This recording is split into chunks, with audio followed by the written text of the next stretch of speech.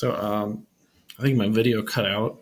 So what I was trying to get at was the slope. We need to find the slope of the perpendicular because we already have a point. We know it's 4, 4.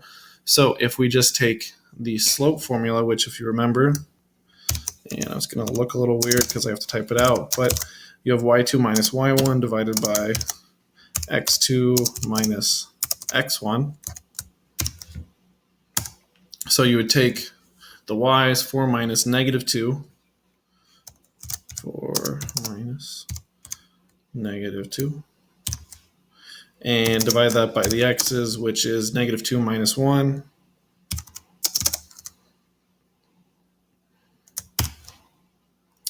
And you would get 6 divided by -3, which equals -2.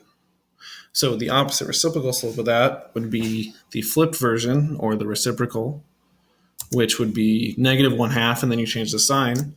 So our perpendicular slope is 1/2.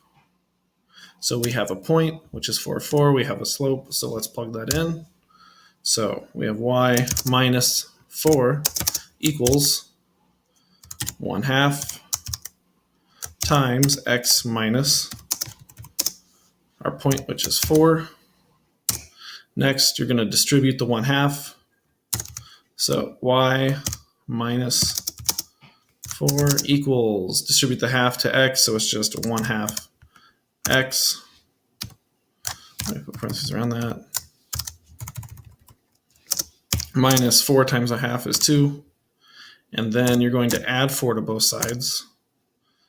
So I'll just do this. Plus 4. And y is going to equal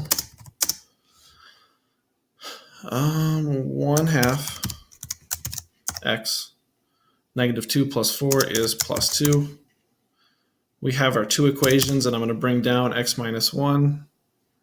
So again, our first equation right here, we can bring that down. So we have two equations, and this problem is really easy just because we don't really have to do as much work as normal. If we have another equation, x equals 1, we know our x value, so we know what's going to cross at 1, comma, we don't know. So you plug 1 into the y equation, 1/2 times 1 plus 2. And 1/2 times 1 is just 1/2. 2 times 1/2 would either be 2 and 1/2, or a more fun answer of 5 divided by 2. That's percent. 5 divided by 2. So our point where it intersects would be 1, comma, 5 divided by 2, or 5/2. Awesome. You did great. Yeah. And finally, I'm going to put this up in class, but I want you to do it because it's a good remembering, and I'll help you to write it down, try it out. We'll go over it in class really quick. Yeah. Thank you.